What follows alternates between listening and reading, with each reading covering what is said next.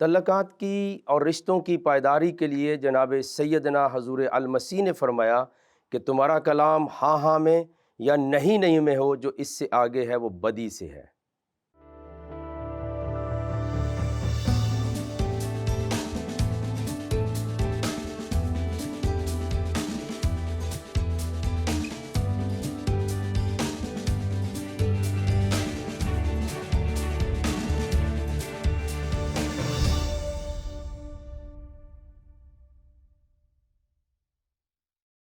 Programme دوستی کا ہاتھ بائی صدیق کے ساتھ میں آپ کو وارم ویلکم، السلام علیکم۔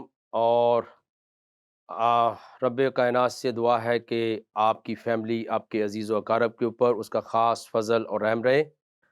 پچھلے ہفتے کی طرح اس بار ہم اپنے اس موضوع کو آگے بڑھا رہے ہیں، اور میں آپ کے سامنے ایک شخصی گواہی دینا چاہتا ہوں کہ یہ جتنے پچھلے ہفتے میں نے مسیحی مسلم تعلقات کے اوپر بات چیت کی ہے، اس کی اساس یعنی جس کو ہم بنیاد کہتے ہیں، پھر اس کی جو ریزن تھیں، وجوہات تھیں، وہ میں بیان کرتا رہا، پھر مختلف جو چینز تھیں وہ میں نے بیان کی، پھر میں نے مختلف حوالہ جات شیئر کیے۔ میں شخصی گواہی دے رہا ہوں، میں اپنا دل اپنے بہن بھائیوں کے ساتھ آپ کا میزبان بھائی ہوتے ہوئے شیئر کر رہا ہوں۔ مجھے بہت برکت ملی ہے، میرے دل کو خدا نے چھوا ہے کہ یہ ہے محبت، یہ ہے ایک بڑا پن، یہ ہے ایک اچھے تعلقات کی بنیاد، سچائی، صفائی اور ایک معیار ہے ان تعلقات کا۔ اور یہ ایسی دوستی نہیں جو کسی کے کھانے اور پینے کے پر مبنی ہے، بلکہ یہ خدا کی طرف سے ہے، کلام الہی پر مبنی ہے، پھر دونوں کتابوں کی طرف سے ہے، اور پھر اس کا عملی اظہار جو ہے وہ انسانی طور پر بھی ہوا کہ جب وقت گزارے گئے، جب ملا گیا، جب بات چیت ہوئی۔ اور پھر یاد رکھیے، آج میں ایک اور بات بھی آپ کو بتا دوں، اور عمومی طور پہ جو مسیحی حلقہ ہے، عالم مسیحیت جو ہے، یا کلیسیا کی جو دنیا ہے، اس کے اندر ایک لفظ بولا جاتا ہے روح القدس، جس کو انگلش میں ہولی اسپرٹ بولتے ہیں۔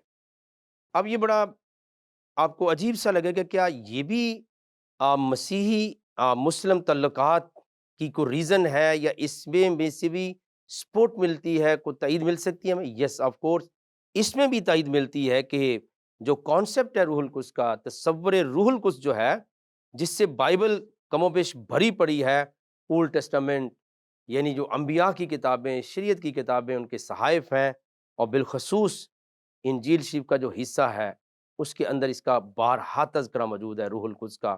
بلکہ اس کی اہمیت یہ ہے کہ مسیح خداوند نے ایک دن خود کلام فرماتے ہوئے کہا کہ اگر تم ابن آدم یعنی میرے متعلق کچھ کہو گے تو وہ معاف ہو سکتا ہے، لیکن روح القدس کے متعلق اگر کوئی گستاخی یا گناہ کرو گے تو وہ ناقابل معافی ہے۔ یعنی اتنا اہم ترین یہ تصور ہے روح القدس کا، خدا کے پاک روح کا۔ اور یاد رکھیے، یہ بھی ہمیں تعلقات کے لیے روح القدس کی برکت یا اس کا وجود، اس کا جو تصور ہے، وہ بھی ہمیں انکرج کرتا ہے کہ مسیحی مسلم تعلقات قائم ہوں۔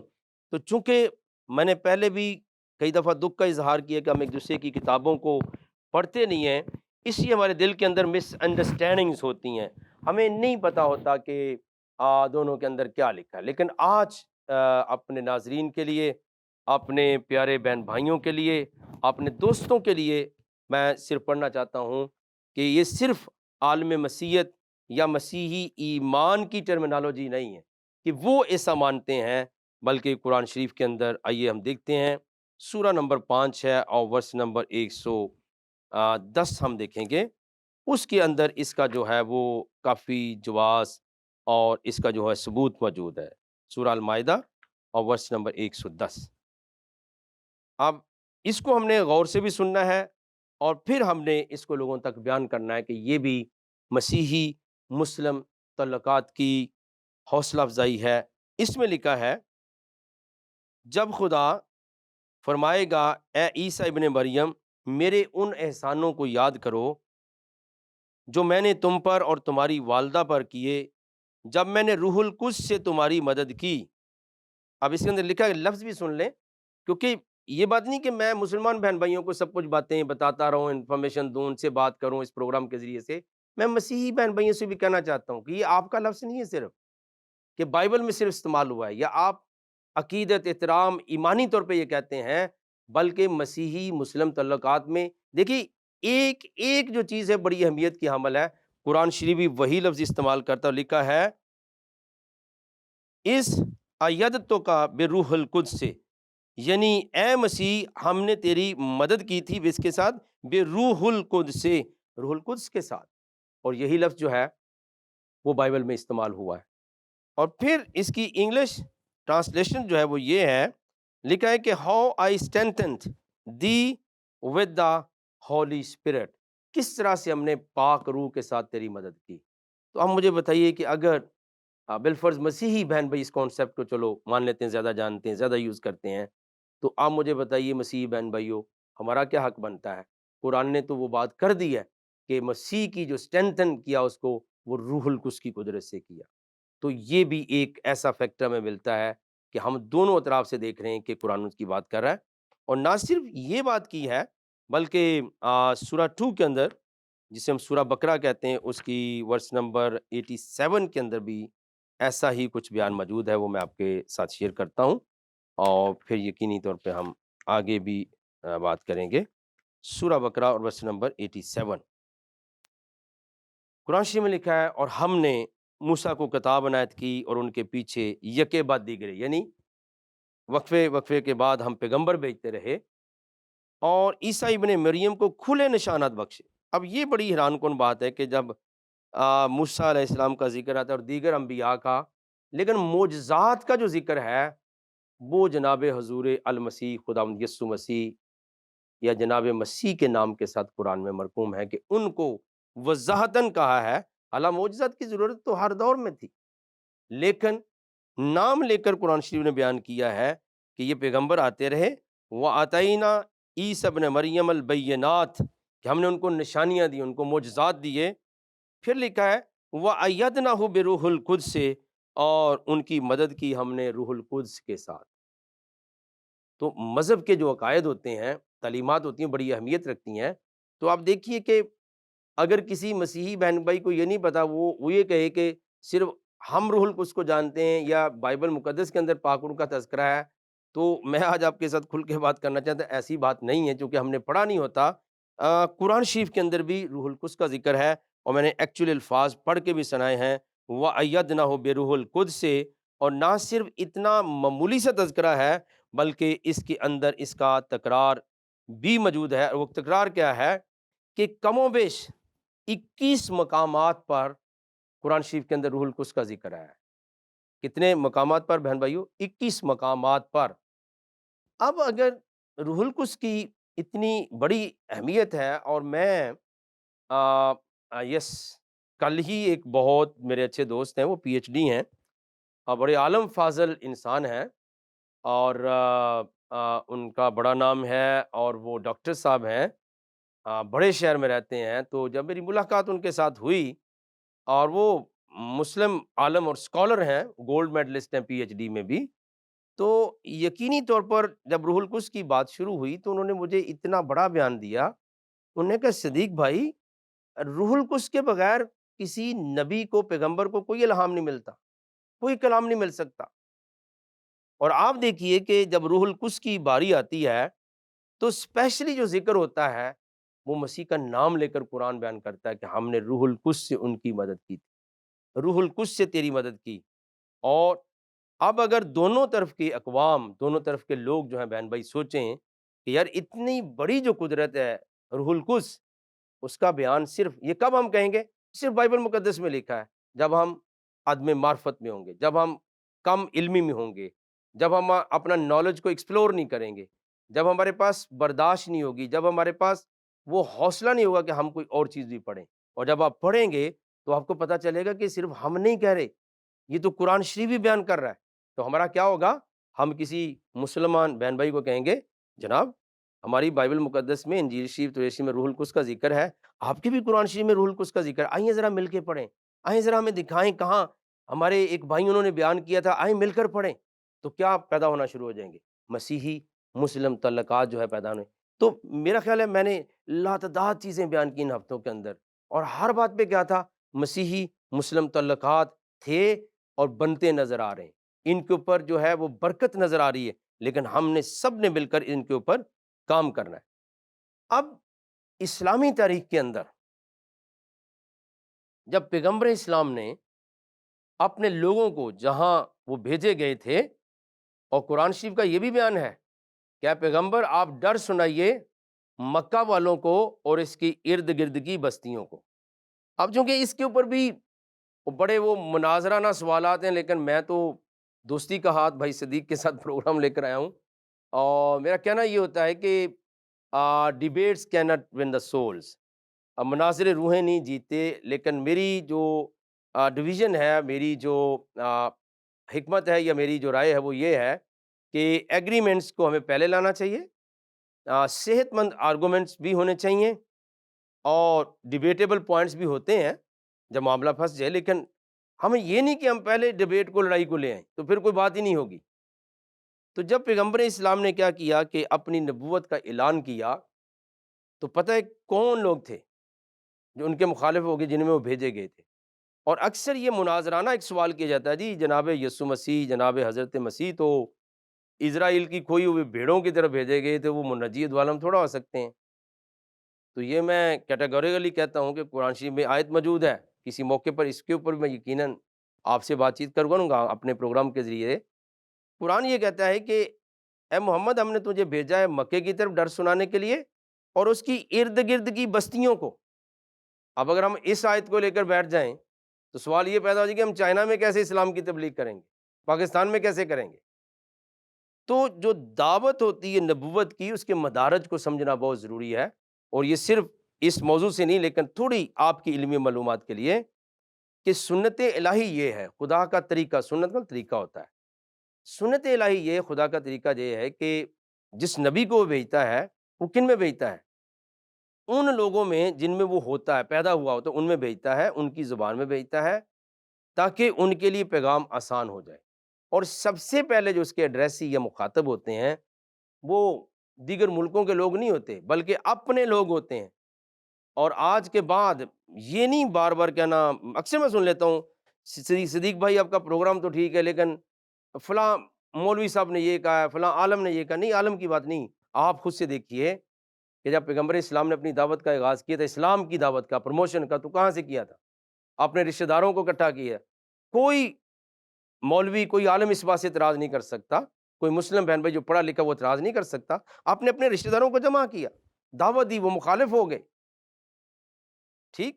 اور جب مخالفت ہوئی تو حتیٰ کہ اس طرح کی مخالفت ہوئی کہ آپ کے جو ساتھی تھے، جنہیں اسلامی ٹرمز کے مطابق صحابہ کرام کہا جاتا ہے، تو آپ نے اپنے صحابہ کو پناہ لینے کے لیے کہیں بھیجا۔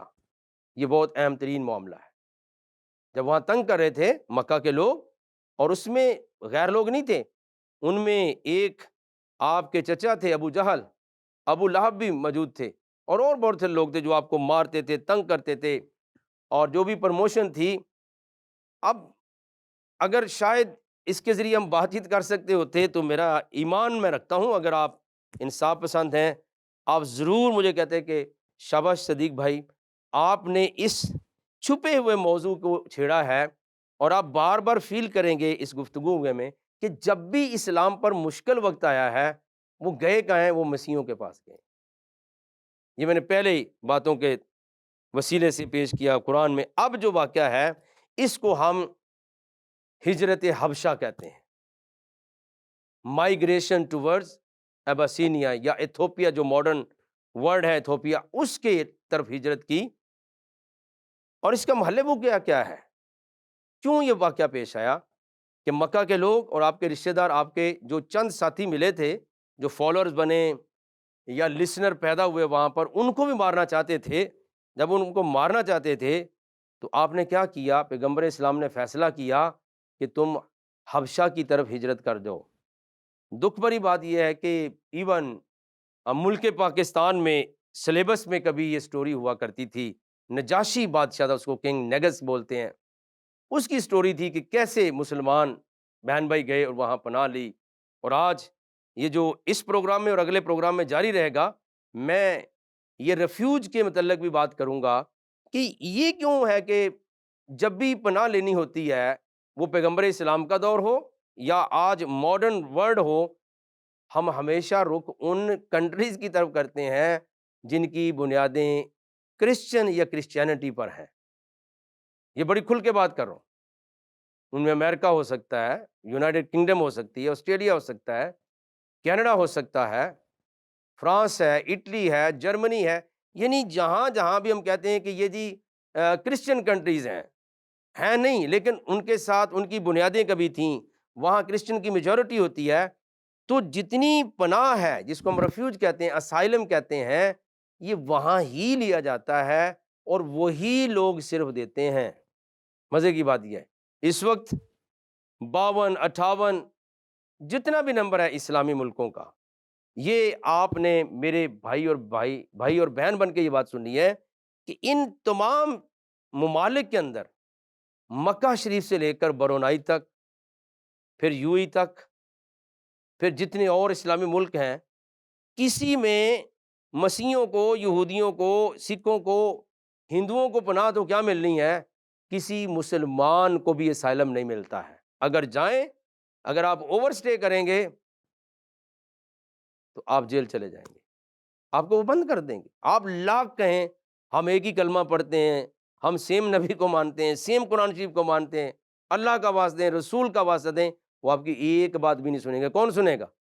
وہاں سے ویزا لے کر جیسے ہی آپ ان ملکوں میں جاؤ گے جو مسیحی ملک ہیں، وہاں آپ کو پناہ بھی مل جاتی ہے، وہاں آپ کو سٹیزن بھی مل جائے گی، وہاں کاروبار کا حق بھی مل جائے گا، وہاں آپ کی مالی حالات بھی ٹھیک ہو جائیں گے، وہاں میڈیکل دوائیاں بھی ملیں گی، وہاں مسترا بھی ملے گا، وہاں غذا بھی ملے گی، کیونکہ یہ شروع سے روایت یا سنت مسیحین ہے، یہ مسیحیوں کا طریقہ ہے یہ باتیں کرنا، کیونکہ قرآن نے کہا ہے اے مسیح تیرے ماننے والوں کے دل میں ہم نے شفقت بھی ڈال دی اور رحمت بھی ڈال دی ہے۔ وہ ہمیشہ دکھیوں کو، مظلوموں کو، محقوروں کو، یتیموں کو، مسکینوں کو اپنے گلے سے لگا لیتے ہیں۔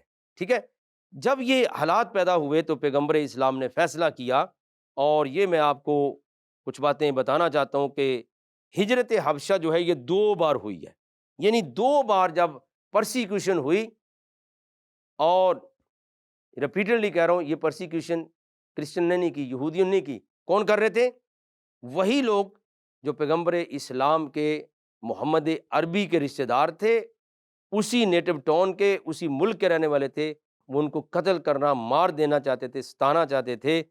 تو فیصلہ کیا ہوا؟ آپ نے یہ فیصلہ کیا کہ آپ حبشہ کو ہجرت کر دیں، یعنی کرسچن بادشاہ جہاں ہے اور کرسچن جہاں رہتے ہیں اور کرسچن ہی ملک ہے اس کے اندر جائیے۔ شاید آپ کہہ رہے ہوں گے کہ یہ تو گفتگو کا سلسلہ ہے، آپ کی ٹون تھوڑی اوپر ہو رہی ہے، میں خوشی سے یہ بات کر رہا ہوں۔ یہ کتنا مسحور کن واقعہ ہے کہ جب بھی اسلام پہ، پیغمبر اسلام پہ، مسلمانوں پہ، اور حتیٰ کہ صحابہ کرام، اور صحابہ کرام عام مسلمان نہیں ہوتا، صحابہ کرام کے متعلق حدیث شریف ہے اصحاب النجوم بایہم مقتدیتم اہتدیتم، پیغمبر اسلام نے کہا میرے صحابہ جو ہیں وہ ستاروں کی مثل ہیں، جس کے بھی پیچھے لگ جاؤ گے راہ ہدایت پا جائے گے۔ ان کو بھی جب ستایا گیا تو وہ بھی کرسچنوں کے پاس۔ تو بھیا یہ تو بتائیے نا جناب، آپ دکان پہ پروگرام سن رہے ہیں، پان والی شاپ پہ سن رہے ہیں، ٹرین میں سنیں، کہیں بھی سن رہے ہیں، آج اتنے احسان، اتنی نیکیاں، اتنی بار کرسچنوں سے مدد لی گئی، اگر آج کوئی گاؤں میں بیچارہ کو کرسچن رہتا ہو تو کیا آپ کا حق ہے آپ اس کو ڈنڈے مار مار کے مکا دیں یا اس کو بھگا دیں؟ نہیں، پیغمبر اسلام کی سنت کا خیال کریں، ان کے طریقے کا خیال کریں کہ انہوں نے کیا کیا تھا۔ تو 2 ٹائم یہ ہجرت حبشہ ہوئی، ایک 615 عیسوی کے اندر کچھ لوگ گئے، اور پھر پرسیکیوشن بڑھتی گئی، اور پھر 616 کے اندر، یعنی 616 کے اندر اور 615 کے اندر 2 بار جو ہے یہ ہجرت حبشہ ہوئی، یعنی لوگوں کو وہاں بھیجا گیا، جا کے اسائلم لے لو، جا کے پناہ لے لو، جا کے تم وہاں چھپ جاؤ، جا کے تم مدد لو۔ یہ 2 بار واقعہ ہوا، اور آج وہ طریقہ جاری و ساری ہے۔ یہ پہلی پناہ تھی، پہلی ہجرت تھی جو کس کی طرف سے کی گئی، کس وجہ سے کی گئی؟ پرسیکیوشن، اظہار ثانی، ظلم اور ستم کی وجہ سے۔ اور کس نے کی ہے؟ کس نے حکم دیا ہے؟ پیغمبر اسلام نے حکم دیا ہے۔ کن کو دیا ہے؟ صحابہ کرام کو حکم دیا ہے۔ اور صحابہ کرام کہاں گئے ہیں؟ معافی کے ساتھ، بڑی معذرت کے ساتھ، اگر آج آپ کو کرسچن مسیحی گندے لگتے ہیں، اور معافی کے ساتھ، یہ میں لفظ نہیں کہنا چاہتا لیکن میرے اندر دکھ ہے، اگر وہ چوڑے اور عیسائی اور گندے لگتے ہیں تو پھر پیغمبر اسلام کی روح سے پوچھ لیجئے ان کے پاس جانا ہی کس لیے تھا؟ ان کے پاس صحابہ جو ستاروں کی مثل تھے ان کو بھیجنا ہی کیوں تھا؟ کوئی اور راستہ بھی تھا نا، ملک تو اور بھی تھے، یمن کا ملک تھا یہاں صابی رہتے تھے، اور پھر ایران کا ملک تھا جہاں فارسی رہتے تھے، وہاں بھیج دیتے، لیکن نہیں بھیجا گیا۔ کیوں بھیجا گیا ہے؟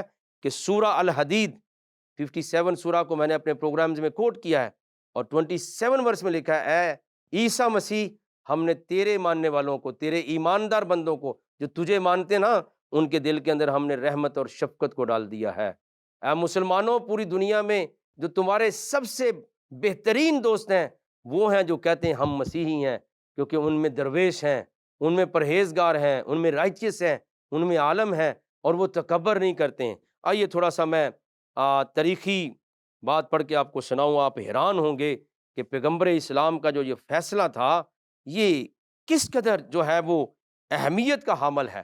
اور اس وقت جو سب سے پہلی میں چیز کوٹ کر رہا ہوں، یہ سیرت ابن ہشام ہے میرے ہاتھوں میں، اور جلد اول ہے، اور اس کے اندر سے میں بات بیان کر رہا ہوں۔ پلیز میری استدعا ہوگی کہ آپ اس کو لکھیے، آپ اس کو نوٹ کیجئے، اور پلیز اس محبت کی، پیار کی تحریک کو آگے بڑھائیے، اور دوستی کا ہاتھ بھائی صدیق کے ساتھ پروگرام کو عام کیجئے، کیونکہ آپ سن کے چپ ہو جائیں گے دیکھ کے، بڑی بات نہیں ہے۔ آپ کے پاس موبائل ہے، واٹس ایپ ہے، فیس بک ہے، اس کو فارورڈ کریں، شیئر کریں، تاکہ سب لوگ یہ سچائی سنیں اور ہمارے درمیان یہ سختی ختم ہو جائے۔ میں پڑھ کے ہو سنانا چاہتا ہوں ابن اسحاق کے ریفرنس سے، سیرت ابن ہشام کے اندر جلد اول ہے، اس کے اندر جو ہے یہ واقعہ لکھا ہوا ہے۔ سختی ہونا شروع ہوگی پیغمبر اسلام کے لوگوں پر اور صحابہ اکرام پر، اور ان پر پریشر ڈلنا شروع ہو گیا، اور پھر یہاں تک کہ ان کو مارنے کی، ظلم و ستم کی سازشیں شروع ہو گئیں۔ تو پہلی ہجرت کیا ہوئی؟ لکھا ہے، یہ میں پڑھ کے سنا، بسم اللہ الرحمن الرحیم۔ راوی نے کہا کہ ہم سے ابو محمد عبد الملک ابن ہشام نے بیان کیا، انہوں نے کہا کہ ہم سے زیاد بن عبداللہ البکائی نے بیان کیا، اور انہوں نے محمد بن الاسحاق المطلبی سے روایت کی۔ انہوں نے کہا جب رسول اللہ نے ملاحظہ فرمایا، جب انہوں نے دیکھا کہ آپ کے اصحاب بلاؤں کا نشانہ بن رہے ہیں۔ کس کا نشانہ میرے بہن بھائیو؟ بلاؤں کا، یعنی ایک سے ایک مصیبت آ رہی تھی۔ کھول دیں آپ اپنے دلوں کو، میری دعا ہے رب کائنات کے حضور میں، اے خدا، اس سارے واقعات سے، سارے بات چیت سے، سارے پروگرام کی برکت سے دونوں طرف کے دل کھل جائیں۔ آج بھی مسیح کس کی مانند بنے؟ جیسے نجاشی بادشاہ بنا تھا۔ اگر کوئی مسلمان آئے دروازے کھول دیں۔ اور آج مسلمان بہن بھائیوں کے لیے بات ہے کہ جس طرح پیغمبر اسلام پادری بحیرہ کے پاس گئے، جس طرح بی بی خدیجہ ورقہ بن نوفل کے پاس لے کر گئیں، جس طرح مشکل اوقات میں ان کے ساتھ کھایا پیا اور پھر اپنے صحابہ کو بھیجا، آج چاہیے کہ مسلمان جہاں جن ملکوں میں، علاقوں، گاؤں میں ویل آف ہیں، اچھے ہیں، وہ مسیحوں کی حفاظت کے ذمہ دار ہیں کہ کسی وقت ہمارے پیغمبر کو آپ نے پناہ دی تھی، ہمارے صحابہ کو پناہ دی تھی، آج آپ کا کوئی بال بھی بیکا نہیں کرے گا۔ تو کہتے ہیں کہ جب آپ کے صحابہ بلاؤں کا نشانہ بن رہے تھے، اور خود آپ یعنی پیغمبر اسلام خاص تعلق کے سبب سے اور آپ کے چچا ابو طالب کے سبب سے ان آفتوں سے گزر رہے تھے، اور یہ بھی آپ نے ملاحظہ فرمایا کہ ان بلاؤں سے جن وہ مبتلا ہیں، آپ ان کی حفاظت نہیں فرما سکتے تھے، یعنی پیغمبر اسلام اپنے ساتھیوں کو نہیں بچا سکتے تھے ان ظلم و ستم سے۔ یہ میں عین عبارت پڑھ کے سنا رہا ہوں۔ تو آپ نے ان سے فرمایا، کن سے فرمایا؟ پیغمبر اسلام نے، پیارے مسلمان بہن بھائیوں، میرے دوستوں، میرے عزیزوں، صحابہ اکرام سے فرمایا، اور کیا فرمایا؟ لو خرجت علی الارض الحبشۃ فإن بها مالکا لا یظلم عنده احد وہی ارض صدق حتی یجعل اللہ لکم فرجا مما انتم فیہ۔ ترجمہ سن لے بڑے غور کے ساتھ، اور میں ایمان کے ساتھ کہہ سکتا ہوں، آخری بات نہیں کہتا کہ میں ہی عالم نہیں، میں ہی جانتا نہیں، لیکن میں ایمان کے ساتھ کہہ سکتا ہوں کہ یہ آیتیں بھی، یہ حدیث بھی آپ سے چھپائی گئی ہے جو پیغمبر اسلام نے عربی کے اندر فرمائی۔ اس کا ترجمہ کیا ہے؟ لکھا ہے، صحابہ کو کہتے ہیں اگر تم سرزمین حبشہ کو چلے جاؤ کہ وہاں کے بادشاہ کے پاس کسی پر ظلم نہیں کیا جاتا. کہتا وہاں ایک ایسا بادشاہ ہے، مسیحی بادشاہ، پیغمبر اسلام نے کہا کہ وہاں چلے جاؤ. اب بات یہ نہیں تھی کہ آپ نے صحابہ کو بھیجا، بلکہ مجھے لگتا ہے کہ آپ کے پاس ورقہ بن نوفل کے ذریعے بی بی خدیجہ یا اور تھی کہ سٹوریاں پہنچتی ہوں گی کہ ایک ایسا مسیحی بادشاہ ہے. لیکن آج امت مسلمہ سے سوال ہے، پلیز اپنے پیغمبر کی روح کا خیال کریں، ان سے پوچھ لیں کہ یہ مسیحی بیچاروں کا کیا ظلم، کیا ان کا جرم ہے، کیا ان کا پرابلم ہے. تو وہ کہتے ہیں کہ میں نے سنا ہے کہ وہاں کے بادشاہ کے پاس کسی کے اوپر ظلم نہیں کیا جاتا. اور کیا لکھا ہے، اور وہ سچائی والی سرزمین ہے. کون سی زمین ہے؟ حبشہ کی زمین جو ہے، تم حبشہ کی سرزمین پہ چلے جاؤ، وہاں کسی پر ظلم نہیں ہوتا، وہ سچائی والی سرزمین ہے. یہاں تک کہ اللہ تعالیٰ تمہارے لیے ان آفتوں سے جن میں تم گزر رہے ہو کوئی اچھا راستہ پیدا فرما دے. یہ پیغمبر اسلام کی تعلیم تھی. میں روکتا ہوں یہاں پر، آپ سے پوچھتا ہوں ناظرین، نہیں کہنی چاہیے بات مجھے، میں اس بات کا حامی ہوں، لیکن کہہ رہا ہوں کہ صحت مند باتیں عام ہوں.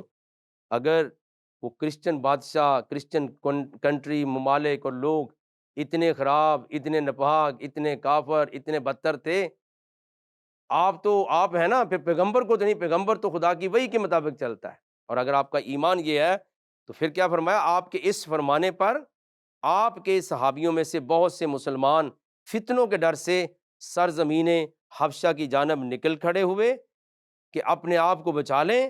اور یہ پہلی ہجرت تھی جو اسلام میں ہوئی. اور یہ کہاں ہوئی، کس لیے ہوئی؟ ظلم کے سبب سے. اور کس کے حکم سے ہوئی؟ پیغمبر اسلام کے حکم سے. کن کو ہجرت کے بھیجا گیا؟ صحابہ کرام کو. اور کہاں بھیجا گیا جناب؟ ایک مسیحی بادشاہ کے پاس، ایک مسیحی ملک کے اندر، اور ایک مسیحی رعایا کے پاس، کہ میرے بندوں کی، میرے صحابہ کی یہاں جان بچنی چاہیے. عزیزان گرامی اور ناظرین کرام، میرا دل جب میں اس واقعہ کو پڑھ رہا ہوں، خدا گواہ اس بات کا، میرا دل کرتا ہے میں روں کہ یہ کتنا عظیم واقعہ ہے. کہاں تھی وہ اتنی بڑی تعلقات کی بنیاد؟ اور رکھنے والے کون ہیں؟ جن کو میرے بھائی، میری بہن، میری ماں، ایون بزرگ بھی یہ پروگرام دیکھتے ہیں، جن کو پیغمبر اسلام نے اسٹیبلش کیا تھا کہ میرے تعلقات یہ ہیں کہ تم جاؤ، وہ تمہیں پناہ دیں گے. اور وہ ایسا بادشاہ ہے، وہ یسوع مسیح کا ماننے والا، ظلم نہیں ہوتا. اور وہاں کی زمین جو ہے وہ اچھی زمین ہے، امن والی زمین ہے، پاک زمین ہے، وہاں چلے جاؤ. پیارے دوستو، پیارے عزیزو، بہن بھائیو، آپ بھی غور کیجئے، اس محبت کے پیغام کو جاری رکھیے، آگے بڑھائیے، اور ہم اس پر یقیناً بات چیت کرتے رہیں گے. آئے دعا کرتے ہیں. اے زندہ خدا، تو یہ حی القیوم ہے، رحم کر، فضل کر، ہمارے تعلقات کے اوپر اپنی برکت کو نازل فرما، تاکہ اے خدا مسلمان بہن بھائی، اہل اسلام تیرے مسیحی بندوں کا، مومنوں کا خیال رکھیں. یسوع مسیح کے نام سے مانگ، آمین. اور پیارے عزیز دوستو، ہمارا یہ سلسلہ اگلے ہفتے بھی جاری رہے گا، اس گزارش کے ساتھ دیکھتے رہیے گا پروگرام دوستی کا ہاتھ بھائی صدیق کے ساتھ.